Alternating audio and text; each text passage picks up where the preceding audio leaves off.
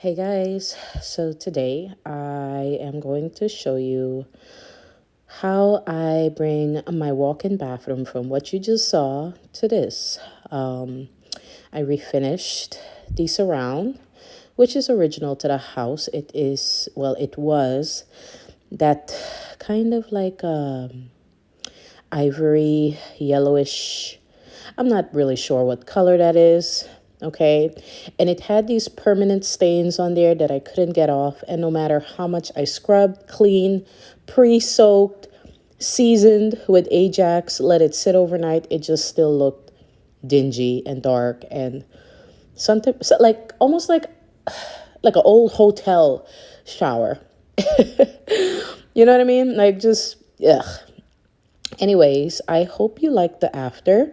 I decided to do a tile surround on the top and just refinish it like I did the tub in a previous video. I'll have the link to that video down below. Sorry about my talking. But before I get to that, I have to paint. So I added this treatment from Microban into my paint. It's an anti-mold, anti-mildew treatment that you add into 1 gallon of paint. And because I have a lot of woods around my house and, steam builds up a lot in my bathroom, I decided to add this to the paint, okay? I was told by some random lady that I didn't need to, but look, do what works and what's best for you, okay? And the random lady was in Home Depot. She saw me buying it and she was like, oh, you don't need that because it's already in the paint. Like, let me just buy my stuff, okay? You know what I mean? Okay. Anyway, had to take this vent cover down and look at that. It has freaking black mold in there because the old vent that is in there is original to the house from 2005. I also updated that. I'll show you guys in my next video how I update the vent fan to a stronger fan that works much better. And by the way, the color I'm using is called Agreeable Gray on the wall, okay? And I got this mixed at Home Depot.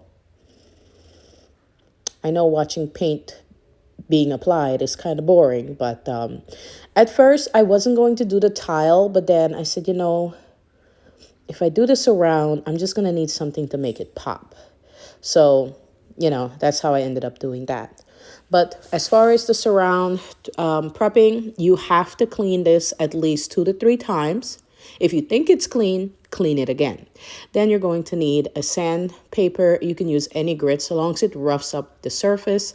Then you can use tack cloth to remove any dust that is left behind after you rinse it, which I rinsed it about 3 times and I still had dust and particles behind. I also taped off the surround from the wall, and this is the kit that I'm using. This is the tub and tile. I use the same kit on my kids' bathroom, which is still holding up pretty good with an 18, 16, 12-year-old using it, and the 18-year-old being my son who stays in there forever. Okay, so you mix your treatment, your product to do your application. It's best to just shake it instead of trying to stir the liquids. It just spills all over the place. So put it in there and just give it a shake. And the rollers I'm using are foam rollers, and these are 4-inch rollers. You will need at least, for a surround like this, you will need at least 8 to 10 rollers, because the paint that is used to refinish the surround is a epoxy acrylic mix, I believe. You can always go to the site and check it out for yourself, but it eats away at the foam. The foam roller gives the best and smoothest finish, and it also doesn't have little fibers on it. So please use a foam roller. Do not use a cheap paint roller. It will not come out the way you want it to come out, okay? And as you can see, I'm not really painting in just like an up and down motion. I'm kind of random with it all over the place, because if you try to keep it uniform in the finished product, you will see the lines, okay? So I just try to go in random directions, up, down, left, right, circles, whatever, so that when I'm done, you don't see the lines. And I also do a thin coat.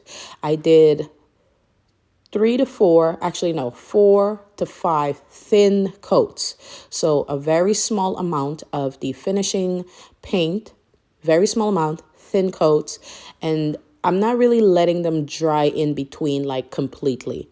I'm letting them sit for maybe about 10-15 minutes, and it dries pretty fast, so you don't need to wait long. By 10-15 minutes, it's kind of dry enough so you can apply the second coat without it being peeled off like regular paint. If you put a coat of regular paint on and you try to go over it again, what happens is it peels off like latex paint. It will peel off and go on the roller, and it will look like your paint is disappearing. Not with this. So wait the 10-15 minutes between each coat, and just take your time. Don't try to do this in one stroke and you're done. It's best to just do this in thin coats, okay? The first time I did this, I was pregnant with my fourth baby, and I Spider-Maned it over her tub. I'll have the links below to all the bathroom style renovations or makeovers I've done in my house. I'll have them down below in the description and the comment section for your convenience, okay? But yeah, just take your time, prep, wash your tub or shower 2 to 3 times, scrub it, rinse it again. Use tack cloth to remove any dust, hair, anything that could be left behind before you start painting, because you don't want to start painting and then your surface is nice and smooth, and then all of a sudden you have like texture, like bumps and hair and some old soap scum that you didn't really get off. So get every corner of your surround. So as far as the tile goes, I use this 12 by 24 peel and stick tile. It's a marble style tile. You can get this at different types of hardware stores, and I cut them. Okay, so each 12 by 4, I got 3 pieces out of it, and this is the design that I wanted for my bathroom. And before anybody says anything negative, which when I was talking about this with someone, the first thing that came to their mind, or the first thing that they said was, oh, it's going to fall off.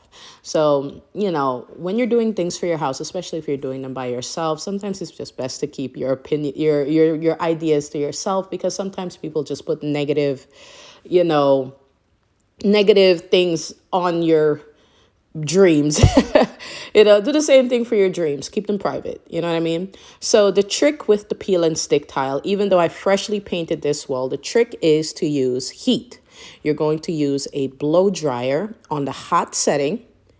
And what it does is it warms up the tile, which warms up the glue against the cool or cold wall. And then you're going to switch to the cold setting on your blow dryer.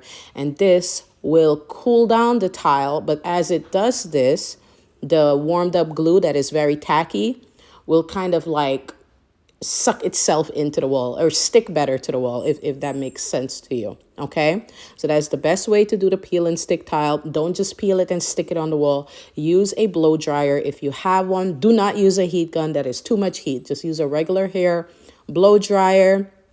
My headband just fell off. But anyways, as you can see, I'm doing the herringbone pattern. Okay. And at this point, I realized, well, before the video cut to this part, I realized that my pattern wasn't on center. So I had to redo the whole thing. But anyways, double check, make sure that your pattern, your design is centered correctly. And the reason why I messed up, even though I had it centered the first time, is because I have a 3-year-old. I have other children that are constantly calling me and need things from me. Okay.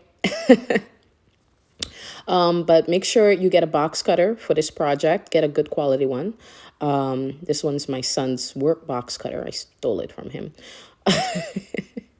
But it works well. And I eventually stopped using the spacers to, give me that 1/8 of an inch gap between the tile, because I was kind of over it. Okay, 1/8 of an inch or 1/4 of an inch. I can't remember the space, but I'll put it in the description box or the comment section if you like. But yeah, I stopped using it and I just started eyeballing everything. I'm pretty good at eyeballing sizes and stuff like that. So, but if you're not good at it, just use the spacers. They're super cheap and affordable to get. So this is how everything looks, and I'm going to grout my tile to give it more of a realistic look. Grouting is basically filling in all those little gaps, because you don't want to leave this like this, because it just doesn't look right. but filling in all the gaps with grout. This is stain resistant, and I believe it is a acrylic based grout. It is pure white. And you want to put this in really quickly, and you also want to wipe this off with a damp sponge as you are working, because it dries very, very, very quickly, like very quickly. You do not want this to sit for 20 to 30 minutes because it's going to be an issue trying to wipe it off. So you see all those little, blobs, like how it goes on the tile itself. That will be an issue to wipe off if you just let it sit and dry. You don't want that. So as you're applying it, try to, wipe off, remove any excess with your tool. And then to finish it off, use a damp sponge. You don't want it soaking wet, because if it's soaking wet, it's going to wet the grout and it's just going to kind of like wash it out of the space. Okay. You want to wipe in a 45-degree angle as well. That helps. To finish off my tile, I'm going to use this screen trim. I really couldn't find any peel and stick tile that had, trim or, any type of tile that could finish it off. So I was just walking around. I saw this trim, and it was like $2 for an 8-foot piece. And I was like, perfect. So I applied that using a bath and tub caulk. I hate saying that word. And applied it, and it sticks right away. So make sure you use the proper caulk for your bathroom so it doesn't mold or anything like that. I did sand this vent. I cleaned it off, then sanded it, and then spray painted it and put it back in place.